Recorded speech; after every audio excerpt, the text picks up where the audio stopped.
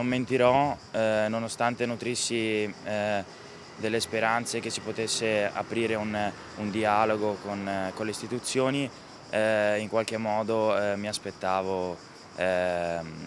che insomma non ci fosse disponibilità al dialogo. Non pensava di alzare un polverone simile Gianmaria Favaretto, lo studente del liceo Fermi di Padova che si è rifiutato di sostenere la prova orale della maturità per protestare contro il sistema dei voti. La sua intenzione era quella di invitare i docenti ad una riflessione sul sistema di valutazione scolastico, ma la risposta del ministro dell'istruzione Valditara, che annuncia bocciature per gli studenti che boicottano l'esame, ha amareggiato il neodiplomato padovano. A parte il fatto che sono curioso dei criteri con cui si giudicherà se uno studente stia boicottando l'esame in maniera volontaria o meno, credo che rispondere a una richiesta di dialogo con delle minacce sia diciamo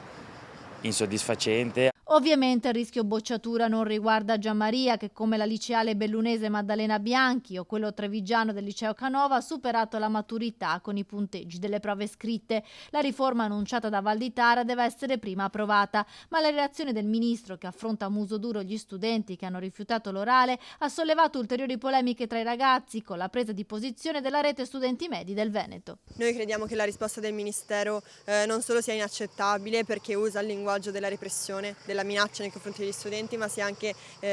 insufficiente, perché il tema che è stato sollevato è che gli studenti non stanno bene all'interno delle mura scolastiche, che c'è la necessità sentita di cambiare sia il sistema dell'educazione in generale che quello di valutazione, che fino ad arrivare a quello della maturità in generale. E se la risposta del Ministero, piuttosto che la ricerca di un dialogo, come noi in realtà lo stiamo ricercando da anni ormai col Ministero, è una minaccia in più e appunto la minaccia di addirittura arrivare a bocciare chi protesta all'interno delle mura scolastiche, è un linguaggio a cui noi non stiamo, che noi non possiamo accettare, e continueremo a chiedere questo confronto nonostante le porte vengano continuamente chiuse.